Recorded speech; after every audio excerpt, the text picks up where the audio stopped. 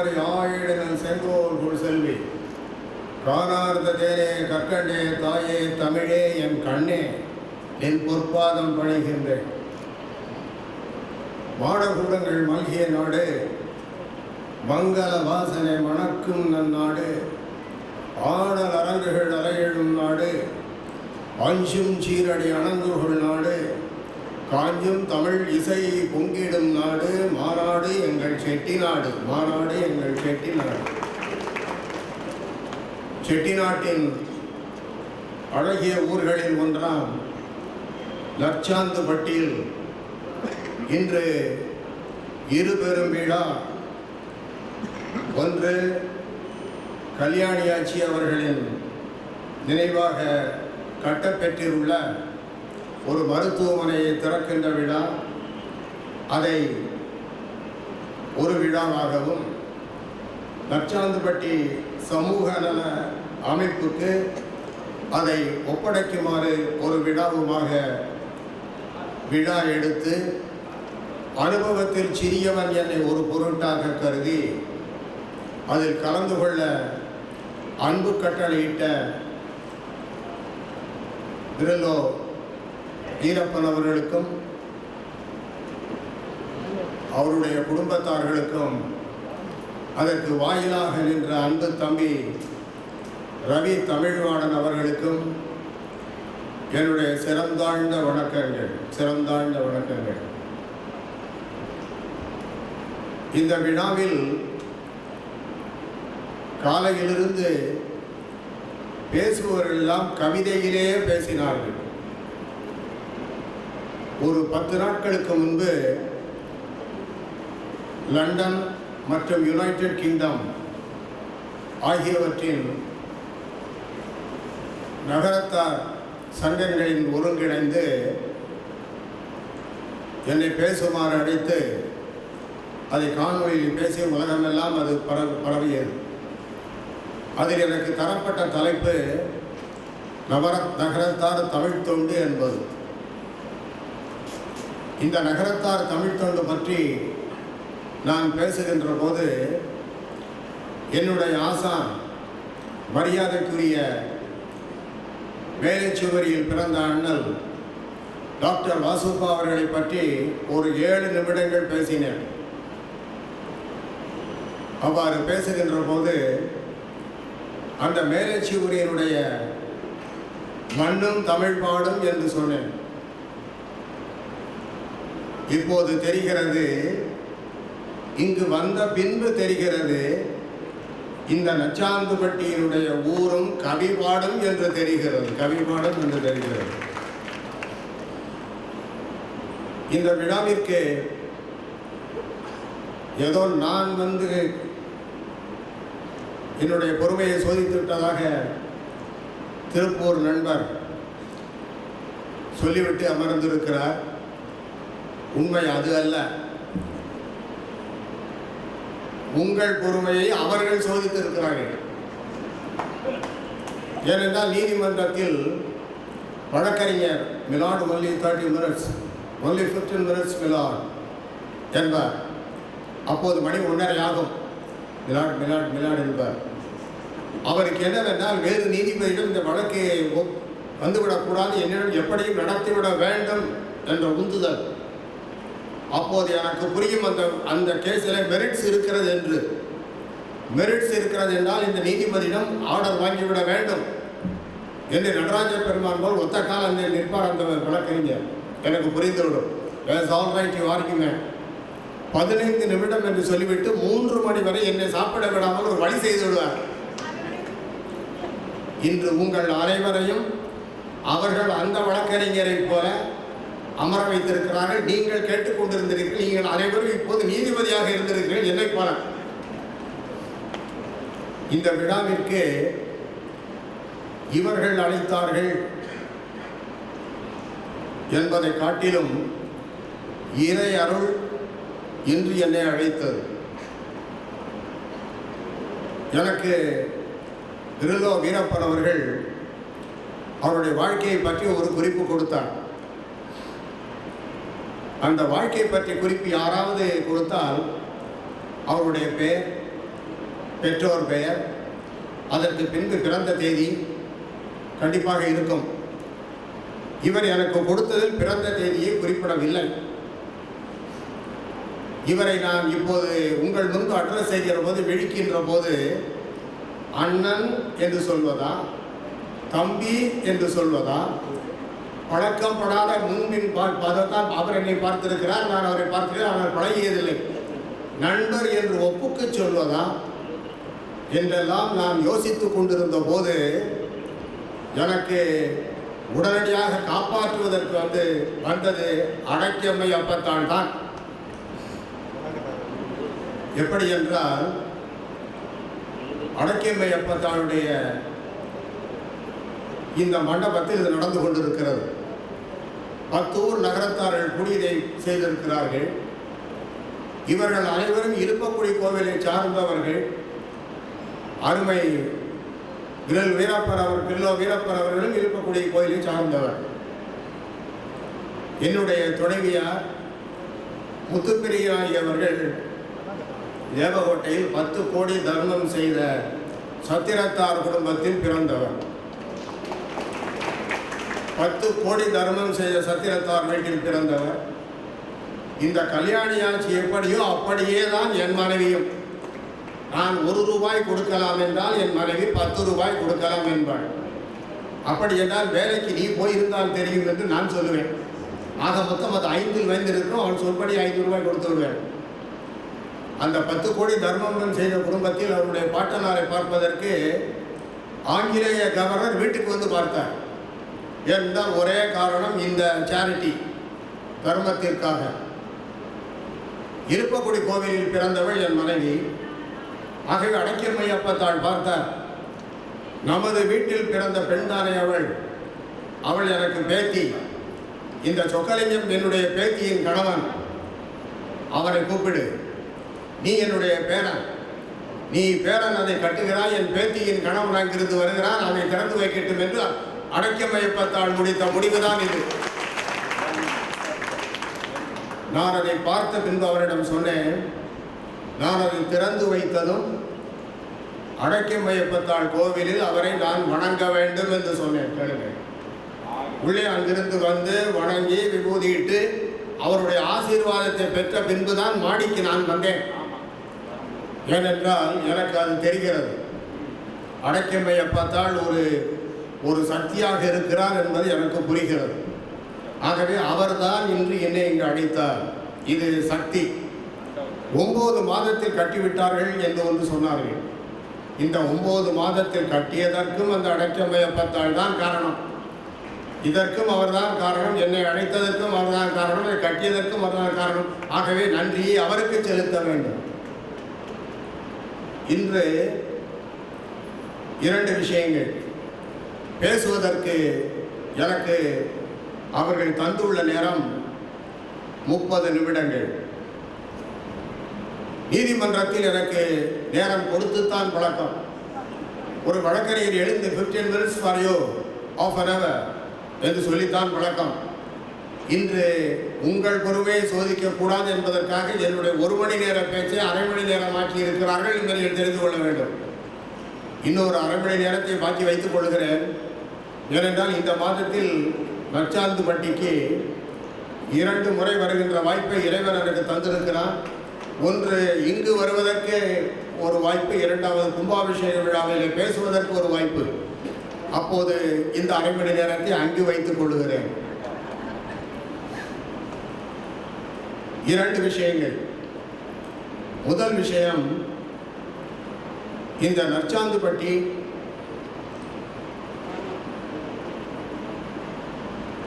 பிள்ளையப்பர் அவர்கள் சொன்னார்கள், டாக்டர் வாசுப்பாமாவினுடைய மாப்பிள்ளை சொன்னார்கள், மாதரியின் கணவர் சொன்னார், நல்லவர்களை தேடி ஊரெங்கும் போகாதீர்கள், நற்சாந்துப்பட்டிக்கு வாருங்கள், இங்கே இருக்கிறார்கள் என்று சொன்னார். ஏன் சொன்னார் தெரியுமா? அவர் நற்சாந்துப்பட்டிக்காரர். நற்சாந்துப்பட்டிக்காரர் எங்கள் ஊரில் நல்லவர்கள் இல்லை என்று சொல்லிவிட்டு வெளியில் போக முடியாது. ஆனால் நான் சொல்கிறேன், நான் வெளியூரை சார்ந்தவன், வெளியூரை சேர்ந்தவன். நான் சொல்கிறேன், இன்று முதல் இந்த ஊர் நற்சாந்து பட்டி அல்ல, நற்சான்று பட்டி. நற்சான்று பட்டி, நற்சாந்து பெறுகின்ற ஒரு பட்டியாக இருக்கிறது. என்னவெல்லாம் இந்த சமூக நல சேவை செய்து கொண்டிருக்கிற இந்த அறக்கட்டளை என்பதை உங்களைப் போல் நானும் பார்த்து கொண்டிருந்தேன். நான் எல்லா ஊர்களுக்கும் சென்றிருக்கிறேன். செட்டிநாட்டில் இதுபோல் ஒரு ஊர் இருக்கிறதா, நாம் செட்டிநாட்டில் இருக்கிறோமா என்று வியந்து கொண்டிருந்தேன். இதுதான் உண்மை. செட்டிநாட்டில் இதுபோல் இத்தனை விஷயங்கள் செய்கின்ற ஒரு அமைப்பு இருப்பதாக எனக்கு தெரியவில்லை. எங்கும் இருந்தால் நீங்கள் சொல்லுங்கள், கேட்டுக்கொள்கிறேன். ஒரு மானிட வாழ்க்கை எப்படி இருக்க வேண்டும் என்பதை எங்கள் ஆசான் டாக்டர் வாசுப்பாமா அவர்கள் சொன்னார்கள். நல்லாவின் பால் அர்த்தும் கன்றுக்கில்லை, நறும்பூவின் மனம் முழுதும் சோலைக்கில்லை, நெல்லாகும் கதிர் முழுதும் நிலத்துக்கில்லை, நிறைகின்ற நீர் முழுதும் குளத்துக்கில்லை, பல்லாரும் கரை முழுதும் மரத்துக்கில்லை, பன்னரம்பின் யாழுக்கில்லை. இவையெல்லாம் ஊருக்கே உழைக்க கண்டேன், என் வாழ்வும் ஊருக்கே இருக்க வேண்டும் என்றார். புறநானூற்றிலே ஊருக்கு ஒருவர் இருந்தால் போதும் என்று புறநானூறு சொல்கிறது. அதற்கு ஒரு அருமையான உதாரணம், கிருஷ்ண பரமாத்மா துவாரகையில் இருந்தார். அங்கு இருக்கின்ற விவசாயிகள் எல்லோருமே சோம்பேறிகளாகி விட்டார்கள். கையில் இருந்த சங்கை அவர் கீழே போட்டுவிட்டார். சோம்பேறிகளாக இருக்கிறார்கள், இதற்கு சங்கை எதற்காக ஊத வேண்டும், மழை ஏன் பெய்ய வேண்டும், இவர்கள் தான் சோம்பேறிகளாகிவிட்டார்கள் என்று கீழே வைத்து விட்டார். அப்படி அவர் வைத்த பின்பு விவசாயிகள் அறிந்து யாருமே உழவில்லை, உழுவதை நிறுத்திவிட்டார்கள். ஆனால் ஒரே ஒருவன் மட்டும் உழுது கொண்டே இருந்தான். இவர்கள் அவனை பார்த்து கேட்டார்கள், உனக்கு அறிவு இருக்கிறதா? கிருஷ்ண பரமாத்மா தான் சங்கை கீழே வைத்து விட்டாரே, அங்குதான் இனிமேல் மழை பொழிய போவதில்லையே, நீ எதற்காக வேஸ்டாக உழுது கொண்டிருக்கிறாய் என்று கேட்டார்கள். அவன் சொன்னான், அவர் சங்கை கீழே வைத்தால் 12 ஆண்டு காலத்துக்கு மழை பொழியாது. 12 ஆண்டு காலத்துக்கு பின்பு சங்கை எப்படி ஊதுவதென்று எனக்கு தெரியாது. ஆகவே நான் ஊதிக்கொண்டே இருக்கிறேன் என்று நான் உழுது கொண்டே இருக்கிறேன், மறந்துவிடும் என்று சொன்னான். இந்த செய்தி கிருஷ்ண பரமாத்மாவுக்கு எட்டியது. ஒரு விவசாயிக்கு 12 ஆண்டு காலத்துக்கு பின்பு உழ தெரியாது என்று அவன் உழுது கொண்டிருக்கிறான் என்றால் எனக்கும் எப்படி சங்கு ஊத தெரியாமல் போய்விடுமோ என்று எடுத்து ஊதிவிட்டான். ஒருவன் உழுததால் அந்த ஊருக்கு மழை பொழிந்தது. அதை போல இந்த ஊரிலே ஒருவர் இல்லை, 15 பேர் ஒன்று சேர்ந்திருக்கிறார்கள். இந்த 15 பேர் ஆளுக்கு 80,000 ரூபாய் எடுத்தார்கள், ஒன்றாக சேர்த்தார்கள், இந்த சமூக நல அமைப்பை ஏற்படுத்தினார்கள். இப்போது அதிலே 14 ட்ரஸ்டிகள் இருக்கிறார்கள், ஒருவர் மட்டும் இல்லை. இந்த 14 பேரும் இருந்து சீரும் சிறப்புமாக இதை நடத்தி கொண்டிருக்கிறார்கள். இவர்கள் என்னவெல்லாம் செய்கிறார்கள் என்று சொன்னார்கள். மருத்துவத்துக்கு செய்கிறார்கள், பிறந்த பிள்ளை முதல் உயிரோடு இருக்கின்ற வயதானவர்கள் வரைக்கும் செய்கிறார்கள், உணவிடுகிறார்கள். இந்த உணவிடுவர் இருக்கிற பாருங்கள், அது மனிதனுடைய உள்ளத்தை தொடு. அதாவது நான் எப்போதும் சொல்வது, தர்மம் நீங்கள் தான தர்மம் என்கிறோம். தானம் என்பது கொடுப்பது, தர்மம் என்பது அறவழி நடப்பது. தானம் என்பது எதை செய்ய வேண்டும்? துணியை கொடுக்க வேண்டும், உணவை கொடுக்க வேண்டும். ஏன் அதற்கு அத்தனை முக்கியத்துவம்? உயிர் சம்பந்தப்பட்டது உணவு, நம்முடைய மானம் சம்பந்தப்பட்டது துணி. மானத்தை காப்பாற்றுவதற்கு துணியை கொடுங்கள், உயிரை காப்பாற்றுவதற்கு உணவை கொடுங்கள். ஒரு பெண் மிக கஞ்சமாக இருந்தாள், அவளால் அதாவது அதற்கு மேல் வட்டி வாங்குவாள். இப்படியெல்லாம் இருந்தவள் சாதாரண பழமொழி ஒன்று சொல்லுவோம், எச்சிக்கையால் காக்காய் ஓட்டாதவர்கள் என்று. அப்படி என்றால் என்ன பொருள் தெரியுமா? சாப்பிட்டு கொண்டிருக்கும் போது காக்காய் பக்கத்தில் வருகிறது, இப்படி கையால் மோதினால் அது இருக்கிற பருக்கை கீழே விழுந்துவிடும், அதை காகம் எடுத்துவிடும். அப்படி கூட கையை உதறக்கூடாது, அந்த மாதிரி குணநலம். எச்சிக்கையால் காக்காயை ஓட்டாதவர்கள் என்கிறோம். இப்படி ஒரு பெண் இருந்தாள். அவள் ஒரு நாள் கையை உதறினாள், மோதிரத்தில் ஒட்டியிருந்த ஒரே ஒரு பருக்கை கீழே விழுந்தது. ஒரு காகம் அதை எடுத்து சென்று விட்டது. இவருடைய ஆயுட்காலத்துக்கு பின்பு அங்கே சித்திரகுப்தன் கணக்கு படித்தான். அவன் சொன்னான், நீ ஒரே ஒரு தர்மத்தை மறந்து செய்து விட்டாய் என்று இதை சொன்னான். அப்படி சொல்லிவிட்டு, இதை நீ செய்திருக்கிறாயே, உன்னுடைய ஆசை என்னவென்று கேட்டான். இவள் சொன்னாள், சிவபிரானையும் பிராட்டியையும் நான் பார்க்க வேண்டும் என்று. சிவபிரானிடத்திலே போய் சித்திரகுப்தனை வெளியிட்டான். அவள் இதற்காக ஒரே ஒரு பருக்கை மறந்து எடுத்துக்கொண்டு காகம் சென்றிருக்கிறது, இதற்கு இவள் ஏன் எங்களை பார்க்க விரும்புகிறாள் என்று இருவரும் கேட்டார்கள். ஏதோ பார்க்க வேண்டும் என்கிறாள், சரி வர சொல்லு என்று அருகில் வந்து நின்றாள். நீ தர்மமே செய்யாதவள், அக்கிரமமானவள், உனக்கு அறியாமலே ஒரு பருக்கை கீழே விழுந்ததை காகம் எடுத்துக் கொண்டு சென்றதற்காக எங்களையே நீ பார்க்க வந்தாய் என்று கேட்டாள். உடனே இவள் சொன்னாள், எனக்கு தெரியாமலேயே ஒரு பருக்கையை ஒரு காகம் எடுத்து சென்றதற்கு உங்களை நான் பார்க்கின்ற வாய்ப்பை நான் பெற்றிருக்கிறேன் இல்லையா? என்னை மீண்டும் நீங்கள் படைத்து நான் தர்மஸ்திரியாக இருந்தால் என்ன ராஜபோகம் எனக்கு கிடைக்கும், அப்படி நீங்கள் என்னை படைத்து விடுங்கள் என்று சிவனிடத்திலே சொன்னாள். அப்போது அவள் என்ன சொன்னாள் தெரியுமா? நீங்கள் அப்படி படைத்தால் மீண்டும் என்னை ஒரு நகரத்தார் பெண்ணாக படையுங்கள் என்று சொன்னாள். இதுதான் அந்த உணவினுடைய முக்கியத்துவம். ஒரு பருக்கையை காக்கை எடுத்து சென்றதற்கு அவளுக்கு அந்த போகம் ராஜபோகம் கிடைத்திருக்கிறது. அதுதான் இதை இந்த சபை இருக்கிறது பாருங்கள், அறக்கட்டளை. இது உணவு கொடுக்கிறது என்று சொன்னார்கள். அவர் இளைஞர்களுக்கு சென்று கொடுக்கிறது சொன்னார்கள். அந்த வயோதிகர்கள் இங்கு அழைத்து அவர்களுக்கு மருத்துவ இதை செய்வதாக சொன்னார்கள். பக்திக்கும் சேவைக்கும் என்ன வேறுபாடு தெரியுமா? பக்தி உள்ள மனிதன் கோவிலுக்கு செல்கிறான், இதான் உண்மை. சேவை செய்கின்ற மனிதனை இறைவன் தேடி வருகிறான். இவர்களை இறைவன் தேடி வந்து கொண்டிருக்கிறார். அதனால் தான் இவர்கள் இதை செய்து கொண்டே இருக்கிறார்கள். இதற்கு ஒரு அருமையான உதாரணம், சமீபத்தில் அமெரிக்காவில் நடந்த ஒரு நிகழ்ச்சி. நான் சென்றபோது பத்திரிகையில் அங்கே அமெரிக்காவில் படித்தேன். ஒரு பெண் இரவு நேரம் காரை ஓட்டி செல்கிறாள். ஹைவேஸில் சென்றபோது ஒரு மெக்கானிக்கல் டிஃபெக்ட் காரை நின்று விட்டது. இவளுக்கு வழி புரியவில்லை. வழி புரியாமல் ஒரு 25 வயது பெண் விழித்துக் கொண்டிருக்கிறாள். கையை காட்டிக்கொண்டே இருக்கிறாள். யாருமே காரை நிறுத்தவில்லை. ஒரே ஒருவன் காரை நிறுத்தினான். நிறுத்தி என்னம்மான்னு கேட்டான். ஏதோ இந்த மாதிரி விஷயம்தான். சரி, நான் ரிப்பேர் பார்த்து தருகிறேன் என்கிறான். இவளுக்கு பயம் வந்து விட்டது. ஒரே ஒரு மனிதன் தனியாக இருக்கிறான். யாரும் இல்லாத இடத்தில் நாம் இருக்கிறோம். ஏதேனும் தப்பு தண்டா அவன் செய்து விடுவானோ என்று இவளுக்கு பயம் வந்து விட்டது. இவளுடைய பயம் அந்த முகத்திலே தெரிந்தது. உடனே அவன் என்ன சொன்னான் தெரியுமா?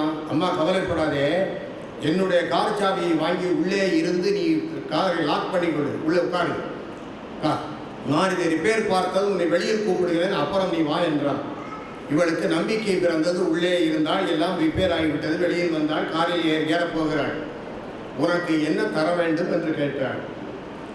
அவன் சொன்னான், நீ எந்த மாதிரி நிலையிலே இருந்திருக்கிறாய் என்பது எனக்கு புரிந்தது. உன்னுடைய மானத்தை நீ காப்பாற்றிக் கொள்ள வேண்டும் என்ற நிலை, நீ உன்னை காப்பாற்றிக் கொள்ள வேண்டும் என்ற நிலை, நீ இருந்த நேரம் இவையெல்லாம் எனக்கு புரிந்தது. இப்படி ஒரு சேவை எனக்கு செய்வதற்கு இறைவன் ஒரு வழி செய்திருக்கிறான். இதற்கு எந்த கூலியும் நான் வாங்கக்கூடாது. நீ என்ன செய்ய வேண்டும் தெரியுமா? யாராவது ஒரு ஏழைக்கு ஒரு அதாவது வழி இல்லாத ஒருவருக்கு $1 என்னை நினைத்து கொண்டு கொடு என்று சொன்னான். சொல்லிவிட்டு அவன் போய்விட்டான். இவள் போனால் மணி 8, 8:30, 9 சாப்பிடணும். பக்கத்தில் இருக்கிற ஹோட்டலில் போய் அமர்ந்தாள். ஒரு 9.5 மாத 10 மாத கர்ப்பிணி பெண் அங்கு வருகிறாள். அவள் தான் அங்கு அதை ஃபுட்டு சர்வ் பண்ணுறான்.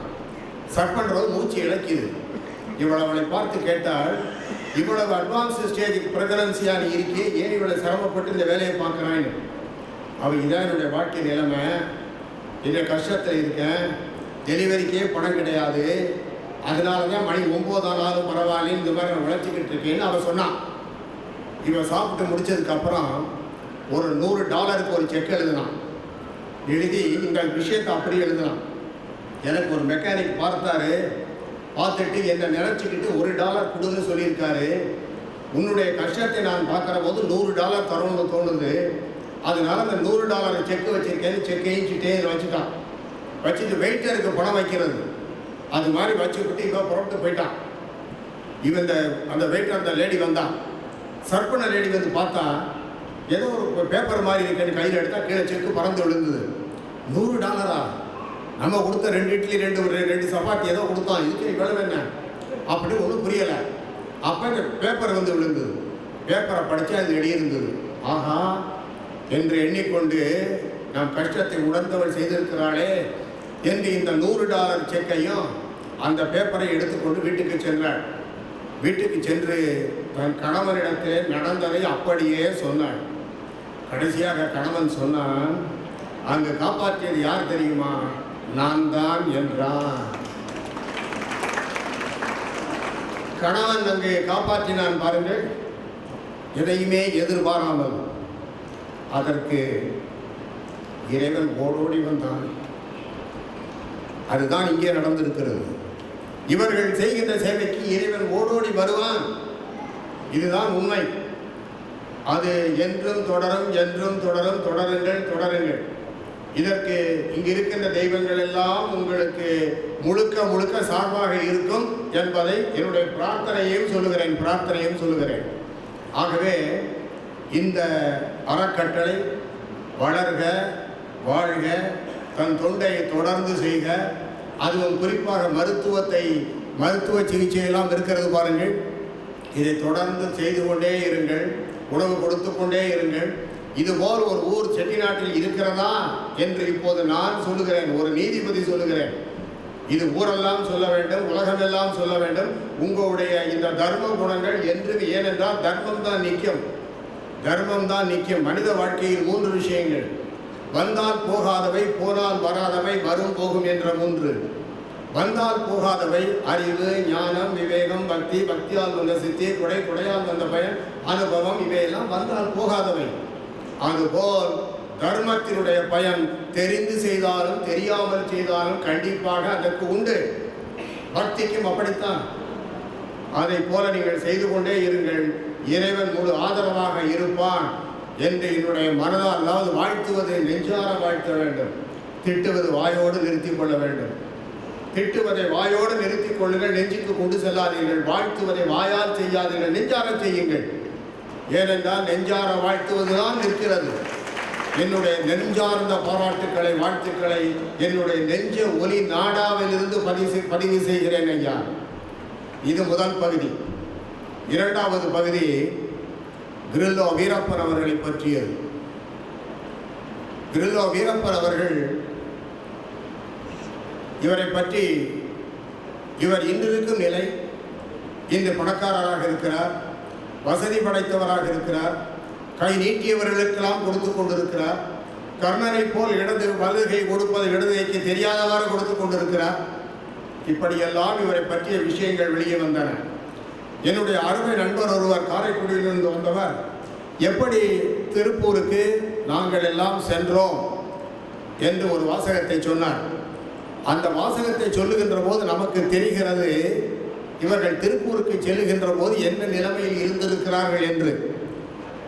எனக்கு கொடுத்த குறிப்பில் 1972 கிரில்லோ வீரப்பன் அவர்கள் பிஆர் சன்ஸுக்கு KM என்ற கம்பெனிக்கு குவாலிட்டி கண்ட்ரோலராக வேலைக்கு சென்றார். இதுதான் ஆரம்பம். வேலைக்கு சென்றவர் அங்கிருந்து முதலில் அனுபவத்தை பெற்றார்.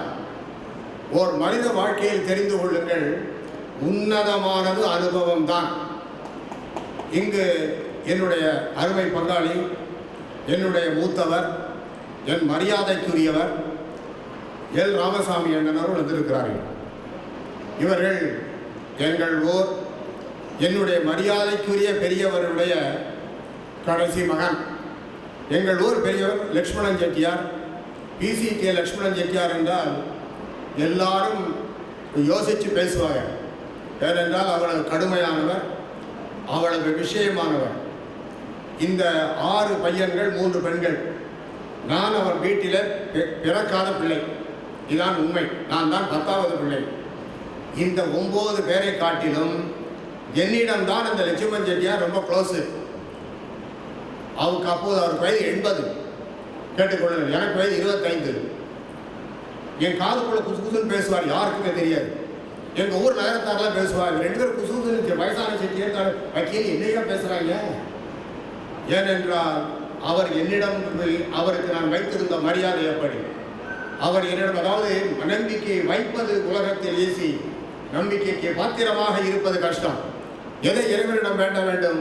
நம்பிக்கைக்கு பாத்திரமாகின்ற மனதை கூடி என்று கேட்க வேண்டும். நம்பிக்கை வைப்பதற்கு மனம் கேட்க வேண்டாம். அந்த லக்ஷ்மணன் செட்டியார் அப்படி ஒரு விஷயம் தெரிஞ்சவர், a strong willed man. அவர் பக்கத்தில் அமர்ந்து அப்படி எல்லா விஷயங்களையும் ஏகப்பட்ட விஷயம் உலக விஷயங்கள் சொல்லித் தருவார்.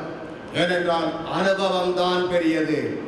இவர் பியூர் அன்சென்ஸில் ஒரு 20 வருஷம் 15 வருஷம் ஒர்க் பண்ணியிருக்காரு. இவர் எதை உண்மையாக சம்பாதிச்சாரு? சம்பளம் அல்ல, அனுபவத்தை சம்பாதித்து இருக்கிறார். கண்ணதாசனிடம் கேட்டார்கள், கவிஞர் கண்ணதாசன் கேட்டார்கள், அனுபவம் என்பது என்ன என்று. கண்ணதாசன் சொன்னார், அனுபவம் என்பது என்ன? அப்படி தெரிந்து கொள்வதற்காக இறைவனிடம் ஒரு கேள்வியை கேட்டேன். என்ன கேள்வி தெரியுமா?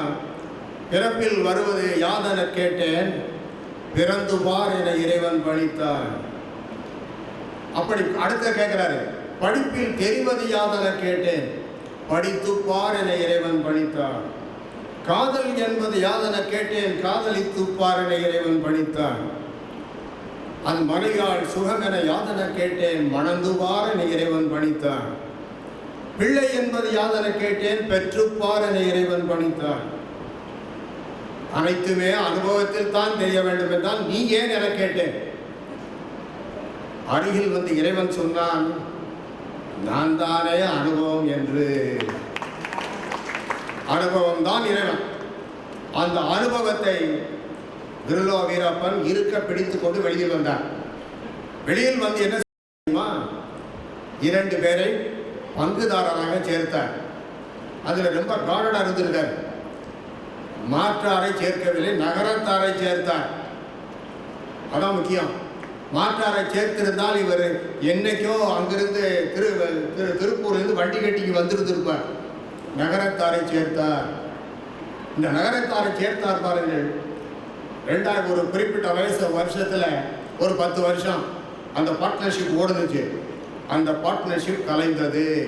2 நகரத்தார்கள் அதிலிருந்து பிரிந்தார்கள்.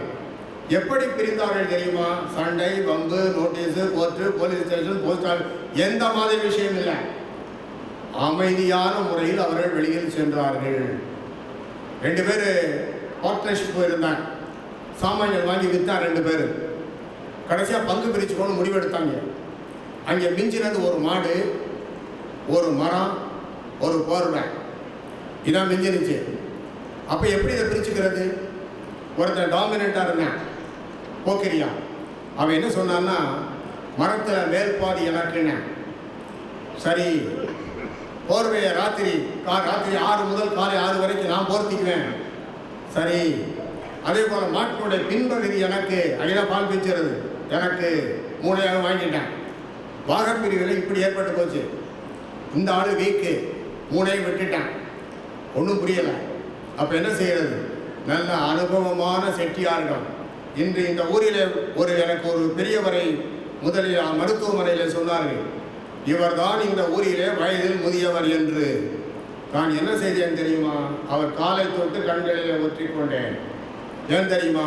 அவருடைய அனுபவம் என் அனுபவத்தை காட்டிலும் 1000 பங்கு பெரியது. அதுதான் நாட்டுக்கோட்டை செட்டியார். நான் சொல்லுகிற போது சொன்னேன் பற்றியா, அனுபவத்தில் சிறியவன் என்னை பொருட்டாக கருதி என்று. அது பெருமைக்கு சொன்னதல்ல, என் நெஞ்சிலிருந்து சொன்னது. அவர்கள் என்னை காட்டில் நாட்டுக்கோட்டை செட்டியார் சொன்னாலே அதிகமாக அனுபவம் உடையவர்கள் என்று பொருள். என்னை காட்டில் வயதிலே மூத்தவர்கள் என்றால் என்னை காட்டிலும் அனுபவத்திலே அதிகமானவர்கள் என்பது பொருள். அதை ஏற்றுக்கொள்வதற்கு நான் தயாராக இருக்க வேண்டும். அகந்தை மனம் இருந்தால் அதை ஏற்றுக்கொள்ள மனிதன் மாட்டான். அடுத்து இந்த மாதிரி இருந்தது. ஒரு நல்ல அனுபவமான செட்டியார்கிட்ட போய் இதை என்ன செய்யலாம், இப்படி மாட்டிக்கிட்டானே அப்படி கேட்ட உடனே, இது ஒரு சாதாரண விஷயம், இதுக்கு போயா கவலைப்பட்டுக்கிட்டு இருந்தேன் அப்படின்னு உடனே தீர்வு சொன்னார். என்ன தீர்வு தெரியுமா? நீ போர்வைய பகலில் வச்சிருக்க, நைட்டில் அவன் போர்த்துறேன், அதானே 5:45 மணிக்கு நினச்சி காயப்போடு. இரவில் போர்த்த முடியுமா? முடியாது. அவன் பின்பகுதியிலே பாலை கறந்து கொண்டிருக்கிறான். முன்பாதிய உனக்கு சொந்தமானது. முன்பாதிய மாட்டை ஓங்கி மூங்கிலாட்டி கறக்க முடியுமா? எட்டி உதையும். நம்பர் 2, மேலே பழத்தை உலுப்பிக்கிட்டு இருக்காங்க, கீழ்மரம் உம்பிட்டு கீழ்மரத்தை வெட்டு, கோடாலியால் வெட்டு, அங்கே நிறுத்திடுவேன். அப்படி யோசனையை சொல்லிக் கொடுத்தார் செட்டியார். மறுநாளே பஞ்சாயத்து சரியாகி போச்சு. ஆனால் விருலோ வீரப்பன் அவர்கள் இந்த பஞ்சாயத்து ஆளுக இருக்கா பற்றின 3 செட்டியார்களும் 3 பேரும் சுமூகமாக நல்ல விதமாக இன் குட் டேர்ம்ஸ் என்று எழுதியிருந்தார். நல்ல விதமாக அவர்கள் வெளியில் சென்று நல்ல மனநிலையோடு சென்றால் தான் இவர் வளர்ந்தார். இவர் 2002 இன்று வரை தனியாக இருக்கிறார், தனியாக ஓனர்ஷிப்பாக இருக்கிறார், கிரில்லோவை நடத்துகிறார். இப்போது அவருடைய வளர்ச்சி எப்படி இருக்கிறது தெரியுமா? 200 பேர் வேலைக்கு வச்சிருக்காரு, தனி ஃபேக்ட்ரி வச்சிருக்காரு, தனி இடம் வச்சிருக்காரு, உலக அளவில் சர்டிஃபிகேட், வேர்ல்டு வைடு சர்டிஃபிகேட் வாங்கியிருக்காரு.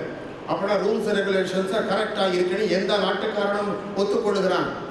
இன்டர்னல் மட்டுமல்ல, யுனைடெட் ஸ்டேட்ஸ்க்கு எக்ஸ்போர்ட் பண்ணுறாரு, யூரோப்புக்கு எக்ஸ்போர்ட் பண்ணுறாரு. ஒரு ஆண்டுக்கு எக்ஸ்போர்ட்டுடைய மொத்த 10 கோடி ரூபாய் 10 கோடி ரூபாய் 10 கோடி ரூபாய்க்கு எக்ஸ்போர்ட் பண்ணிக்கிட்டு இருக்காரு. அப்போ இங்கிருந்து தன்னுடைய ஊதியத்திற்காக திருப்பூருக்கு சென்ற வீரப்பன் அவர்கள் இன்று 10 கோடி ரூபாய்க்கு என்றால் அவருக்கு அந்த அனுபவத்திற்கு பின்னால் எப்படி அந்த தொழிலை நடத்தி இருக்க வேண்டும் என்ற கேள்வி எழுப்பி பாருங்கள். எப்படி நடத்தி இருக்கிறார் தெரியுமா? உண்மையாக இருந்திருக்கிறார், உழைத்திருக்கிறார், உண்மையும் உழைப்பும் சேர்த்து அந்த உயர்வை கொடுத்திருக்கின்றன. நேர்மையாக இருந்திருக்கிறார், அதுதானே அதாவது சொல்லை காப்பாற்றி இருக்கிறார்.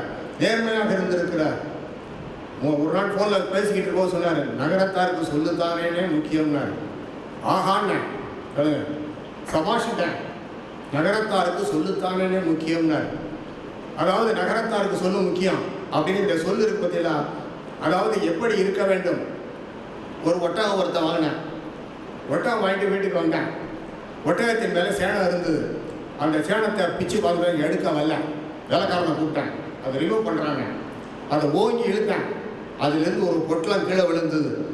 அந்த பொட்டலத்திலிருந்து வைர மணிகளும் முத்து பவளமும் சிதறின. வேலைக்காரன் சொன்னேன், ஆஹா ஐயா, இந்த பொட்டலத்தில் இவ்வளவு இருக்கு, இதில் நான் கொஞ்சம் போல எடுத்துக்கிறேன், பாக்கி எல்லாத்தையும் நீங்கள் எடுத்துக்கங்க. அந்த ஒட்டகம் வாங்கிட்டு வந்தவர் சொன்னார், அவர் கிருல்லோ வீரப்ப மாதிரி ஆளு, அதெல்லாம் கூடாது, ஒட்டகத்தை தான் நாம் விலைக்கு வாங்கினோம், அதற்குள் இருந்திருக்கிறது, இது அந்த சொந்தக்காரன் ஒட்டக சொந்தக்காரன் திருப்பி கொடுத்து விட வேண்டும். அதற்கு அந்த வேலைக்காரன் சம்மதிக்கலை. அதற்கு ஒட்டகம் வாங்கி வந்தவர் ஒப்புக்கொள்ளவில்லை, எடுத்துக்கொண்டு சென்றார். சென்று யார்கிட்ட ஒட்டகத்தை வாங்கினாரோ அவர் கையில் ஒப்படைச்சார். அவன் பார்த்தேன், அவன் ரொம்ப சொல்லி பார்த்தேன், பரவாயில்ல, இவ்வளவு நாணயமாக கொண்டாந்துருக்கிய, ஒரு கொஞ்சம் போலையாவது எடுத்துக்கங்க. அவர் சொல்லி பார்த்தது கடைசியாக சொன்னார், 2 விஷயத்தை நிறுத்திக்கிட்டு தான் உங்களோட தந்தேன்னாரு. ஆஹா, அப்போ இதில் 2 நிறுத்திக்கிட்டியாங்க? இல்லை, என்னுடைய நாணயத்தையும் நேர்மையையும் நிறுத்தி கொண்டு தான் இதை கொண்டு வந்தேன் என்று சொன்னான். இந்த நாணயம் நேர்மை இருக்கிறது பாருங்கள், அதை நிறுத்தி கொண்டார். அதன் விளைவாகத்தான் இப்படி ஒரு தொழிலை, அருமையான தொழிலை செய்து இந்த நிலைக்கு வந்தார். இந்த நிலைக்கு வந்தவர் என்ன செய்தார் என்பதுதான் பொருள். இப்போ ஒரு கள்ள நோட்டு போடலை, லஞ்சம் வாங்கலை, தப்பு தண்டா பண்ணலை. இப்போ நான் தர்மம் செய்கிற சம்பந்தமாக எங்கள் பக்கத்தில் பேசுவார், ஜட்ஜனை இவ்வளவு தர்மம் பண்ணிக்கிட்டு இருக்காரு, ஏன்னா ஜட்ஜுக்கு ஒரு மாதத்துக்கு 2 லட்சம் ரூபா 1.5 லட்சம் ரூபா பென்ஷன். பென்ஷனுக்கு செலவில்லை, ஜட்ஜுக்கு மொத்த செலவு 10,000 ரூபா இல்லை மாதம். எனக்கு என் மனைவிக்கும் குடும்பம் நடத்துகிறது 10,000 ரூபாய் கூட செலவு அல்ல. ஏன்னா ஹைகோர்ட்டில் எல்லாம் கொடுத்துருவேன், எலக்ட்ரிசிட்டி கொடுத்துருவேன், டிரைவர் கொடுத்துருவேன், கார்டன் கொடுத்துருவேன், பூரா கொடுத்துருவேன். அப்போ அதை தர்மம் செய்து பார்க்க வேண்டும், அந்த சந்தோஷத்தை அனுபவிக்கும். தர்மம் செய்து நீங்கள் பாருங்கள், ஒரு மனிதனுக்கு சோறு போட்டு பாருங்கள், சோறு போட்டாண்டு நீங்கள் சாப்பிட்டதை காட்டிலும் அந்த சந்தோஷம் அதிகமாக இருக்கும். அதைத்தான் செய்ய வேண்டும், அதைத்தான் செய்ய வேண்டும். இவர் என்ன செய்தார்? இந்த பணத்தை எல்லாம், ஆஹா, மருமகன் இருக்கா, பையன் இருக்கேன், பொம்பளை பிள்ளை அங்கே இருக்குது, அவளுக்கு கொடுத்துடலாம்ல, கொடுக்கத்தான் வேணும். ஆனால் தர்மம் செய்ய வேண்டும், அதை சொல்லாமலே செய்கிறார். எதை நாம் பார்க்கிறோம்? மனம் படைத்த மனிதனிடத்திலே பணம் இல்லை, பணம் இருக்கின்ற மனிதனிடத்திலே மனம் இல்லை. இவை 2ம் இருந்தால் அது தர்மமாகாது. இறையினுடைய அருள் இருந்தால்தான் தர்மமாகும். இவரிடத்திலே மனம் இருக்கிறது, விரிந்த மனம் இருக்கிறது, பரந்த மனம் இருந்திருக்கிறது, சிறந்த மனம் இருக்கிறது. இவரிடையே இருக்கின்ற பணமும் நல்ல பணமாக இருக்கிறது. இவை தர்மமாவதற்கு இறைவனுடைய அருளும் இருக்கிறது. அதனால் தான் அந்த தர்மங்கள் தொடர்ந்து கொண்டிருக்கின்றன. இன்று அவர் ஒரு கட்டிடத்தை கட்டினார். அந்த கட்டிடத்திற்கு தன்னுடைய மனைவியின் பெயரை வைத்தார். மனைவியின் சொல்படி வாசிப்பவர்கள், மனைவியை நேசிப்பவர்கள், மனைவியை பூசிப்பவர்கள் என்று 3 விதம். மனைவியை நேசிக்கிறான் ஒரு உண்மையான கணவன். மனைவி சொல்லுகிறபடி வாசிக்கிறான், பயம். அவள் சொன்னபடி டான்ஸ் ஆடுறது, அது பயம். மனைவியை ஒரு கணவன் பூசிக்கிறான், ஏனென்றால் அந்த இறை நிலையில் அந்த மனைவி இருக்கிறாள் என்பது தெரிகிறது. நான் அந்த ஆஸ்பத்திரிக்குள் போனவுடன் என்ன செய்தேன் தெரியுமா? அந்த கட்டணம் திறந்து வைத்ததும் அந்த கல்யாணி ஆட்சி என்ன வயதில் போனார் என்று எனக்கு தெரியாத ஒரு படத்தை பார்த்து ஒரு கும்பிடுபட்டேன். தாயே, உன்னுடைய பேரில் இது இருக்கிறது என்று எனக்கு இந்த வாய்ப்பை தாயே நீ எனக்கு தந்தாய் என்று. ஏனென்றால் அந்த கல்யாணி ஆட்சி பெயர் இந்த ஊர் இருக்கின்ற வரை ஹாஸ்பிட்டல் இருக்கும், ஹாஸ்பிட்டல் இருக்கிற கல்யாணி ஆட்சி பேர் இருக்கும். கல்யாணி ஆட்சி உயிரோடு இருந்து கொண்டிருக்கிறார் என்று சொன்னார் வள்ளிக்கண்ணன். அதுதான் உண்மை. கல்யாணி ஆட்சி வருகிறவர்களை காப்பாற்றுவார். இன்னைக்கு ஒரு பெரிய விசேஷம் என்ன தெரியுமா? நான் அந்த சமீபத்தில் நடந்த தமிழ் உரையில் சொன்னேன். அதாவது முதல் தனவணிகன் வந்தான். தனவணிகன் வந்த பின்பு அங்கு ஆட்சி வந்து சேர்ந்தாள். ஆட்சி வந்து சேர்ந்த பின்பு அங்கே திருமகள் வந்தாள். திருமகள் வந்த பின்பு அவள் பூச்சரத்தை சூடிக்கொண்டாள். இவர்கள் அனைவருமாக சேர்ந்த நகரத்தார் குரல் என எழுப்பினார்கள் என்று சொன்னேன். இன்று இது அவர்களுக்கு கேட்டதோ என்னவோ, ஒரு பக்கம் ஆட்சி வந்தார், இன்னொரு பக்கம் வள்ளிக்கண்ணு வந்தார். இவர்கள் இருவருமாக இங்கு வந்தார்கள். வள்ளிக்கண்ணுடைய வாழ்த்து எப்போதுமே உண்மையான வாழ்த்து. வள்ளிக்கண்ணுடைய பெரிய மைனஸ் பாயிண்ட் ப்ளஸ் பாயிண்ட் ரெண்டாதான். எது மைனஸ் பாயிண்ட்டு அதான் ப்ளஸ் பாயிண்ட். எனக்கு அதான் எனக்கு எது ப்ளஸ் பாயிண்ட் மைனஸ் பாயிண்ட் தெரியும்? என்னுடைய பாசம். நான் பாசமாக இருக்கிறது ப்ளஸ் பாயிண்ட் இறைவனுக்கு பிடித்திருக்கிறது. என்னுடைய மைனஸ் பாயிண்ட் தெரியுமா? இதை வச்சு என்னுடைய சொந்தக்காரர்களும் சோப்படித்து விடுவார்கள். ஆகா, ஏமாற்ற வேண்டியதான் அப்படி. ஆனால் இறைவனுக்கு அது பிடித்திருக்கிறது.